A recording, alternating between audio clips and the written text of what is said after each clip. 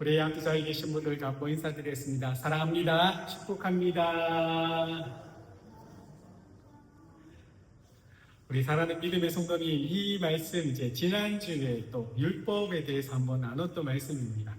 이제 지난주에는 율법주의에 대해서 이야기하면 오늘은 이제 율법에 대해 하나님께서 우리에게 주셨던 이 은혜의 율법에 대해서 한번 이야기하고자 합니다. 초대교회가 정말 우리 지금 이 땅에 있는 지상의 모든 교회들이 초대교회를 본받고자 합니다. 그 교회의 아름다운 이야기들, 또 아름다운 문화, 전통 이런 것들이 많이 있기 때문인 겁니다. 그런데 그 안에서도 여러 가지 어려움과 다툼과 또 곤란함이 있었습니다. 오늘 읽었던 이 본문은요, 사실 초대교회 안에 일어났던 최초의 논쟁입니다. 어떤 사람들이 안디옥 교회에 내려와서 너희가 모세의 법대로 할례를 받지 않느냐면 능히 구원을 받지 못하리라고 주장합니다.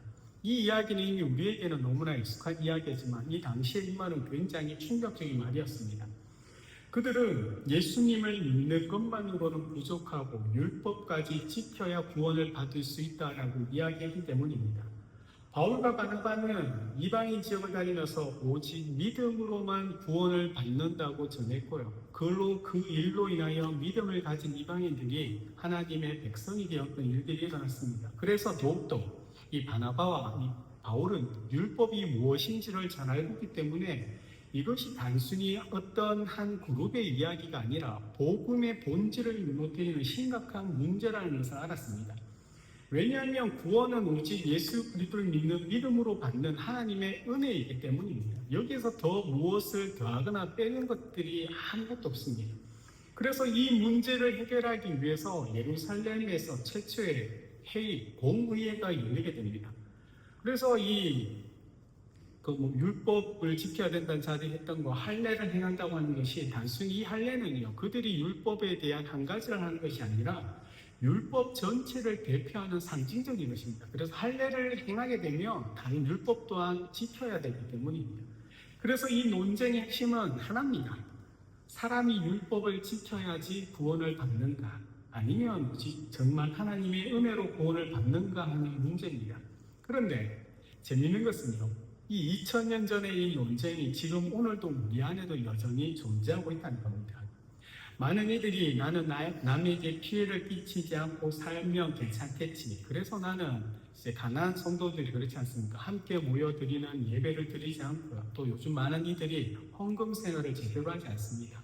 봉사도 내가 그동안 열심히 했기 때문에 나는 하나님께 인정받은 사람이라고 합니다. 그래서 우리가 서로를 보면서 이런 생각 혹시 하지 않습니까? 나는 그래도 누군가의 저 사람보다도 낫지 않는가?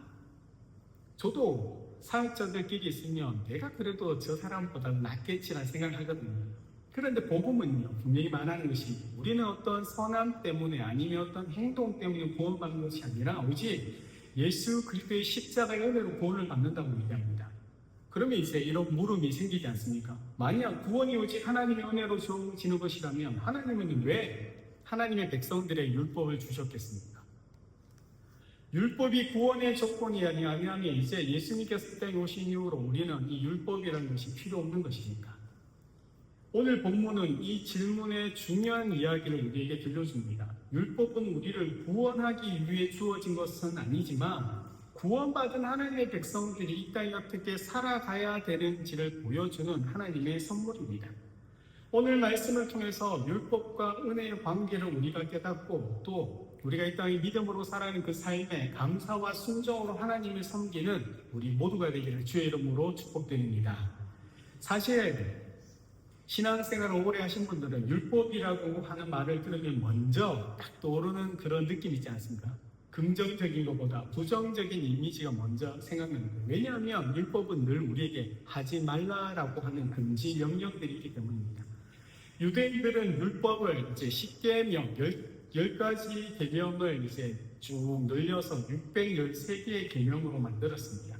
하지 말아야 할 금지 명령이 365개고 반드시 해야 될 명령이 248개입니다. 우리가 흔히 잘 알다시피 10계명에도 우상을 섬기지 말라, 살인하지 말라, 간음하지 말라, 도둑질하지 말라 이렇게 명령하거든요. 또 반대로 해야 될 것은 뭡니까? 하나님이 사랑하라, 안식일을 거룩히 지키라, 이웃을 사랑하라는 명령까지 단순히 이 율법이라는 것은요, 어떤 하나님 지키기 위한 기준이 아니고 예수 그리스도를 믿는 구약에서는 하나님의 백성이 된 모든 삶의 영역을 포함하고 있는 말씀입니다. 그래서 우리는 은혜의 시대에 사는데 왜 지금 우리가 율법이 필요한가라고 이야기할 수도 있습니다. 우리는 단순히 예수님만 잘 믿으면 되지 않느냐, 율법은 구약 시대의 이야기가 아닌가라고 생각합니다. 그러나 중요한 것은요, 우리가 어떻게 율법을 생각하고 율법에 대하여 이야기할지라도 중요한 것은 성경은 결코 그렇게 말하지 않는다는 겁니다. 율법이라는 자체는 나쁜 것이 아닙니다. 왜냐하면 율법은 하나님께서 자기 백성에게 주신 선하고 아름다운 선물입니다. 율법은 하나님의 나라에서 하나님의 백성이 어떻게 이렇게 살아야 된다는 것을 가르쳐주는 지침서입니다. 문제는 율법이 아니고요, 율법을 사용하는 우리 인간의 죄된 마음입니다. 하나님께서 하나님 나라의 그 삶의 길잡아 주신 율법을 사람들이 변질시킨 거죠. 여기서 대표적인 지금 뭡니까? 구원의 도구로 바꾸어 버린 겁니다. 다른 사람들을 판단하고 정죄하는 도구가 되었습니다. 왜요? 예수 믿는 것만으로 부족하다는 거죠. 예수 믿으면 이러한 일들을 해야 되는데 율법이 말하는 이러한 일들을 네가 하지 않았기 때문에 너는 구원받은 것이 아니라고 하는 판단과 정죄하는 도구가 됩니다. 이것이 지난주에도 말씀드렸던 것처럼 우리가 경계해야 할 율법주의인 겁니다. 바울은 로마서 7장 12절에서 이렇게 말씀합니다. 우리 함께 읽겠습니다. 이로 보건대 율법은 거룩하고 계명도 거룩하고 의로움은 선하도다. 아멘. 바울도 율법을 비난하지 않습니다. 오히려 율법의 선함을 인정합니다. 문제는 죄인된 우리죠. 우리가 그 율법을 온전히 지킬 수 없다는 것입니다. 율법은 어떻게 보면 거울과 같습니다. 거울을 보면 내 얼굴에 어떤 이물질이라든지 아니면 이상한 것이 있는 것을 보지 않습니까? 그러나 거울이 그것을 보여준다 할지라도 거울 자체가 내 얼굴에 묻은 이물질을 깨끗하게 해주지는 않습니다. 거울을 보면 단순히 내 얼굴에 무엇이 묻었는지 뭔가 이상한지를 볼 뿐입니다. 그런데 율법도 마찬가지입니다. 율법은 우리를 구원하지 않습니다. 못합니다. 우리를 변화시키지도 못합니다. 그러나 중요한 것은요, 우리 안에 있는 죄를 분명하게 율법이 드러냅니다. 평소에 스스로 괜찮은 사람이라고 생각하는 이들이 하는 이야기는 그래도 내가 남보다 착하게 살고 큰 범죄도 저지르지 않고 그래도 내가 교회도 열심히 다니고 있으니 괜찮다고 생각합니다. 그런데요, 그런 사람들조차 율법 앞에 서면 생각이 달라집니다. 왜? 나는 큰 범죄, 살인하지는 않았지만 예수님은 형제를 미워하고 분노하는 마음까지 그 살인의 뿌리라고 말씀하셨지 않습니까? 우리 믿음의 성도님, 지금까지 살아오면서 단 한순간도 여러분 마음속에 누군가에 대한 미움이 없으셨습니까? 간음하지 말라라는 계명 앞에 예수님은요, 음욕을 품고 바라보는 마음까지 죄라고 말씀하셨습니다. 겉으로 괜찮아 보여도 우리 마음 깊은 곳에서는 미움과 또 욕심, 교만과 시기, 탐욕과 불신앙이 있다는 것을 여러분 또한 알고 계시지 않습니까? 그 순간 우리는 깨닫게 되죠. 율법을 통해서 나는 그렇게 의로운 사람이 아니구나. 그래서 나는 하나님의 은혜가 반드시 필요한 죄인이구나를 깨닫게 됩니다. 이것이 율법의 첫 번째 역할입니다. 율법은 우리를 구원하기 위하여 주어진 것이 아니라 우리를 예수 그리스도께로 인도하기 위해 주어진 것입니다. 왜요? 율법이 우리에게 죄를 보여주고 율법을 통하여 우리가 죄인인 것을 깨닫게 하니, 그러면 율법이 우리의 죄를 해결할 수 없기 때문에 그럼 어떻게 해야 되냐? 그 율법이 그래서 예수께서 우리에게 필요하다는 것을 깨닫게 해주는 겁니다. 그것이 바로 율법이 가지고 있는 역할, 은혜로 거울입니다. 거울을 보면서 내 얼굴에 묻은 그것을 내가 깨끗이 하는 것처럼 율법을 통해서 내가 죄인된 모습을 깨닫게 되면 그래서 이 죄인된 나의 죄를 오직 예수께서 깨끗하게 하실 수밖에 없다는 사실을 발견하게 됩니다. 예수님은 율법의 수많은 계명을 단 두 가지로 요약하셨습니다. 우리 마태복음 22장 37절 40절 함께 읽겠습니다. 예수께서 이르시되 내 마음을 다하고 목숨을 다하고 뜻을 다하여 주 너희 하나님을 사랑하라 하셨으니 이것이 크고 첫째 되는 계명이요 둘째도 그와 같으니 내 이웃을 내 자신같이 사랑하라 하셨으니 이 두 계명이 온 율법과 선지자의 강령이니라. 아멘. 예수님께서 율법에 대하여 딱 압축기에 넣어서 짜면 이것이다라고 말씀하신 건데 바로 사랑입니다. 율법의 핵심은 사랑입니다. 하나님을 사랑하고 이웃을 사랑하는 것이 율법이 가지고 있는 핵심입니다. 그런데 우리 믿음의 성도님들은 믿음도 가지고 신앙 연수도 오래된 우리 사랑하는 성도님들은 정말 그렇게 살고 계십니까? 여러분 정말 하나님만을 사랑하고 계십니까? 이웃을 내 몸같이 사랑하고 계십니까? 우리 솔직히 말로 하지 말고 생각해 보시면 솔직하게 그렇지 못하다는 거죠. 사실요, 우리는 하나님을 사랑하지만 사랑하는 것과 또 다르게 우리는 세상에 더 많은 관심이 있습니다. 하나님의 뜻이 이거라는 것을 우리가 생각하고 알고 있지만 때로는 내가 가지고 있는 생각과 내 계획이 더 중요할 때도 있습니다. 하나님의 영광보다는 나의 자존심이 더 중요할 때도 있습니다. 하나님보다 내 욕심과 나의 성공을 먼저 생각할 때도 있지 않습니까? 이웃을 대하는 모습도 다르지 않습니다. 사랑하지만 때로는 비교하기도 하고 축복하지만 경쟁하기도 합니다. 이해하기보다 판단하죠. 다른 사람의 아픔에는 무관심하지만 내 상처에는 굉장히 민감합니다. 다른 사람의 그 실수와 잘못과 허물은 크게 보면서 내가 저지르고 있는 실수와 죄는 쉽게 괜찮다라고 생각합니다. 그런데 율법이 바로 이런 우리의 모습을 비춰줍니다. 우리가 얼마나 하나님 사랑과 이웃 사랑에 실패하고 있다는 것을 보여줍니다. 그래서 바울은 로마서 3장 20절에 이렇게 이야기합니다. 함께 읽겠습니다. 그러므로 율법의 행위로 그의 앞에 의롭다 하심을 얻을 육체가 없나니 율법으로는 죄를 깨달음이니라. 아멘. 하나님 사랑, 이웃 사랑만이 아니고요. 율법은 우리를 의롭게 만들지 못합니다. 왜요? 율법이 우리가 의롭지 못하다는 사실을 깨닫게 하기 때문입니다. 율법은 우리에게 그래서 너는 하나님 앞에서 죄인이다라고 선언합니다. 그러나 이 죄인이라는 선언이요, 우리를 절망에 빠뜨리는 말이 아니라 오히려 그렇기 때문에 우리에게 하나님의 은혜가 필요하다라는 것을 가르쳐 줍니다. 병원에 갔습니다. 병원에서 검사를 하는데 의사가 암이 발견됐다고 말해줍니다. 그러면 그것은요, 암이 발견됐다고 말하는 것이 환자를 괴롭게 하려는 것이 아니지 않습니까? 오히려 암이 발견됐기 때문에 그 이후에 치료가 필요하다고 해서 살리려고 하는 말입니다.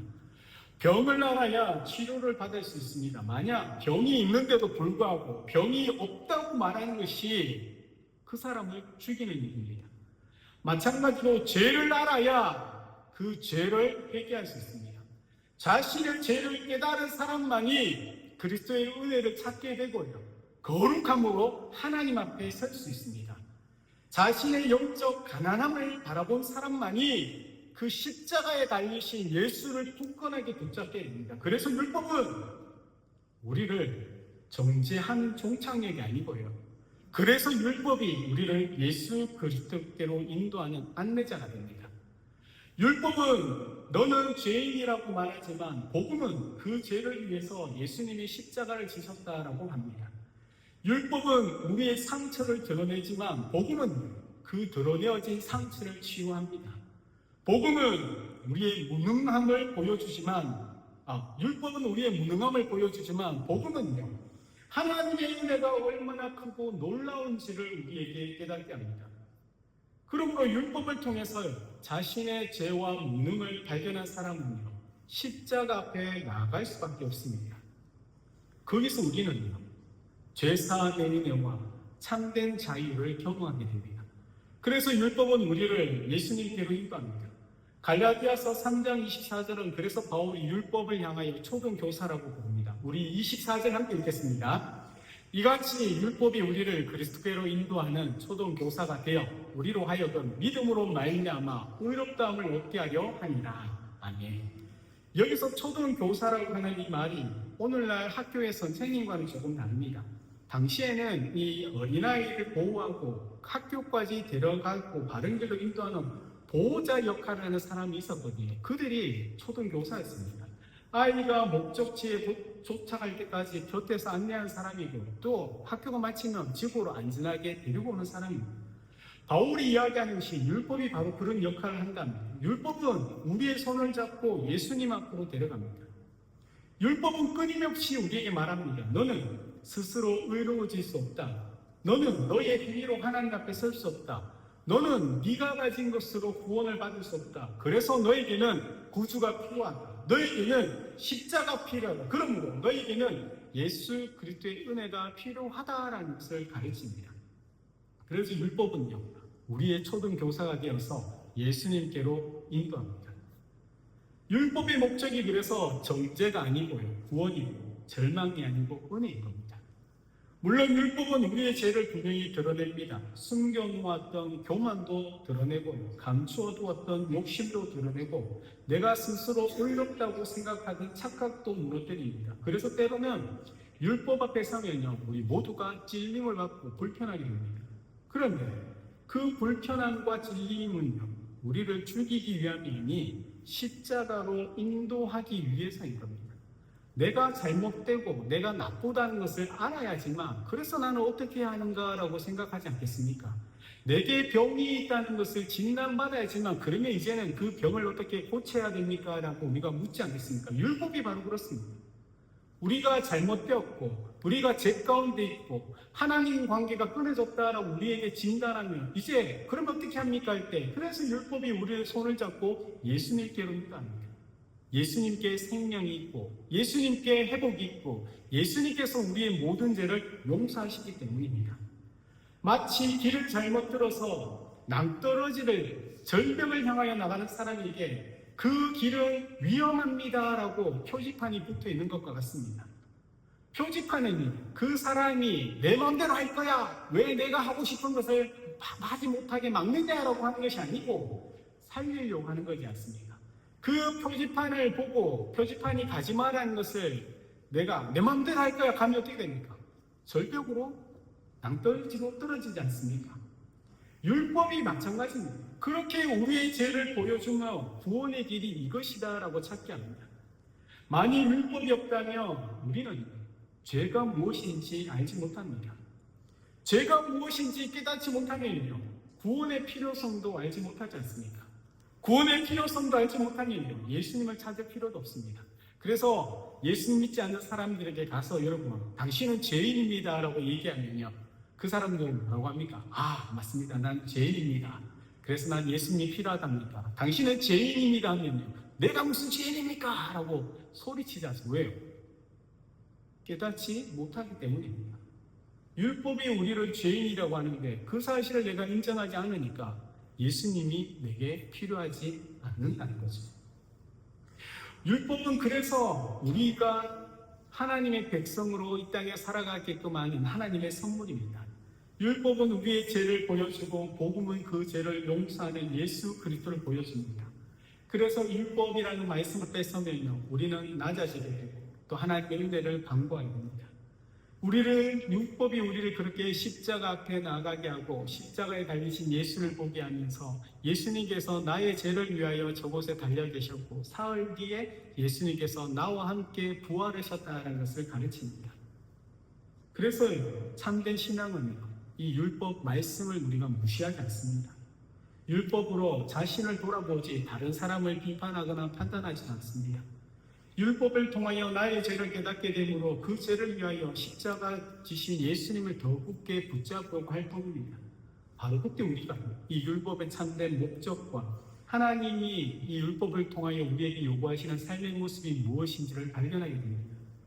사도행전 25장에 등장하는 사람들의 문제는 그 율법 자체가 아니고 그 율법을 잘못 사용한 데 있습니다. 우리 5절 말씀 함께 읽겠습니다. 바리새파 중에 어떤 믿는 사람들이 일어나 말하되 이방인에게 할례를 행하고 모세 율법을 지키라 명하는 것이 마땅하다 하니라. 그들은 하나님께서 주신 율법을요, 그들 스스로 구원의 조건으로 만들었습니다. 원래 율법은 사람을 예수님께로 인도합니다. 그래서 이 율법을 통해 예수님께서 이 땅에 오셨다고 바울이 그렇게 가르쳤고요. 그 예수를 믿는 것만으로 구원을 받는다고 이야기한 겁니다. 율법이 그 십자가에 달리신 예수 그리스도를 바라보게 하고 십자가 대신 나의 죄를 위하여 십자가에 달리신 주님이 내 죄 때문에 그곳에 있다는 사실을 깨닫게 합니다. 이것이 바로 율법입니다. 그런데 어느 순간 그 십자가만이 아니고요. 그 십자가 달리신 주님을 위하여 내가 어떻게 하냐? 이렇게 살아야 한다는, 어떻게 할례도 행하고 착하게 해야 되고 예배도 잘 드려야 되고 봉사도 해야 되고 헌금 생활도 해야 되고 세상에 나가 복음도 전해야 된다고 이야기하는 겁니다. 이것이 뭡니까? 율법주의인 겁니다. 율법주의가 무서운 이유는 무엇입니까? 비교과 또한 정죄를 하게 됩니다. 나는 이렇게 하는데 당신은 뭐합니까? 나는 이렇게 봉사하는데 당신은 왜 봉사하지 않습니까? 나는 이렇게 헌금하는데 당신은 왜 헌금하지 않습니까? 나는 이렇게 모든 예배까지 참석하는데 왜 당신은 예배를 드리지 않습니까? 바리새인들이 이방인을 향하여 이야기하는 것이 바로 그겁니다. 나는 할례를 받았다. 너는 하지 않았다. 나는 그래서 더 괜찮은 사람인데 왜 너는 할례 받지 않느냐? 율법이 하나님을 사랑하고 이웃을 사랑하게 하는 도구가 아니고요. 그것을 통하여 비교하게 되고 내가 저들보다 낫다고 생각하게 만듭니다. 오늘날 교회 안에도 이런 모습이 있죠. 제가 말씀드렸던 것처럼 예배를 잘 참석하시는 것이나 헌금, 봉사, 집중과 같은 신앙의 열매죠. 내가 하나님을 사랑하고 주님을 너무 사랑하기 때문에 하나님을 위하여 살려고 저는 사역자가 되었고 여러분이 직분자로서 일평생 교회를 또한 성도를 섬겼습니다. 그거는요, 내가 하나님을 사랑하고 하나님께 받은 은혜, 우리 주님께서 나를 위하여 행하신 그 십자가의 사랑과 은혜가 너무 큰 것을 내가 알고 있기 때문에 그 사랑에 감사하여 나는 이러한 삶을 살겠다고 맺어진 열매가 지금 우리의 모습이거든요.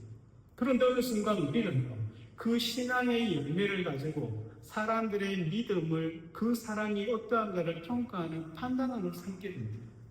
그러나 복음은요, 절대로 우리를 남과 비교하게 하거나 판단하지 않습니다. 오히려 복음은 늘 십자가 앞으로 끌고 가 내가 목사이든 내가 이 많은 일들을 행했든 내가 평생을 교회와 또 성도와 세상을 위해 살아냈던 십자가 앞에 서면요, 나는 죄인이 이런 죄인을 위하여 우리 주님이 지금 저곳에 십자가에 달려 계시구나라는 것을 깨닫게 할 뿐인 겁니다.